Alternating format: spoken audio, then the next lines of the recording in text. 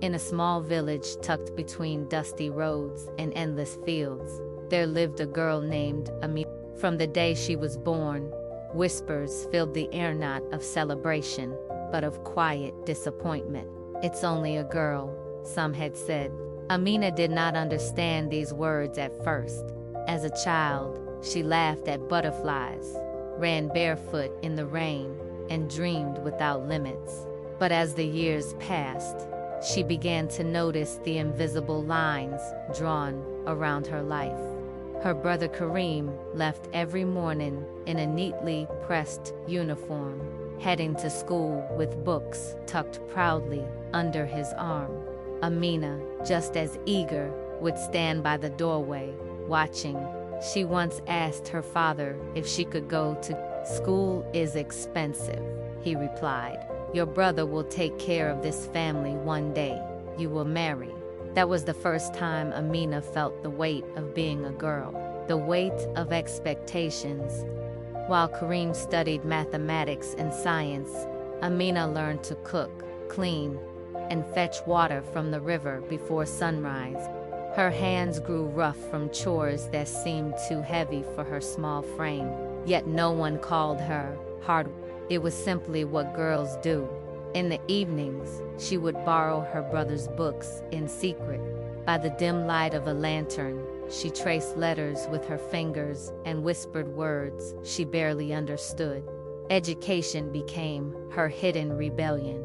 But the struggles of a female child are not always loud. Sometimes they are quiet sacrifices. When relatives visited, they would examine her like an object. "She is growing fast," they would say. "Soon, she will make a good wife." Amina was only 13. The silence she carried. One afternoon, her mother sat beside her and spoke softly. "My daughter, life is harder for us. We endure so our children may survive." Her mother's words were not cruel, they were tired. They carried generations of swallowed dreams. Amina began to notice other girls like her. Some were married before they understood what marriage meant. Some stopped speaking entirely, their laughter replaced by silence. Others disappeared into cities as housemaids, chasing survival instead of dreams. The world seemed to have decided that being born female meant accepting less, a spark in the darkness. But Amina had something no one could take away: curiosity. One day, a new teacher arrived in the village. She was young, confident, and spoke boldly about educating girls. She told the families, "When you educate a girl, you educate a nation." The words stirred something powerful. After weeks of pleading, arguing, and quiet resistance, Amina's mother did something brave. She sold her only gold earrings, her last valuable possession, to pay for Amina's school fees. It was a sacrifice wrapped in love, rising beyond struggle. School was not easy. Some boys mocked her.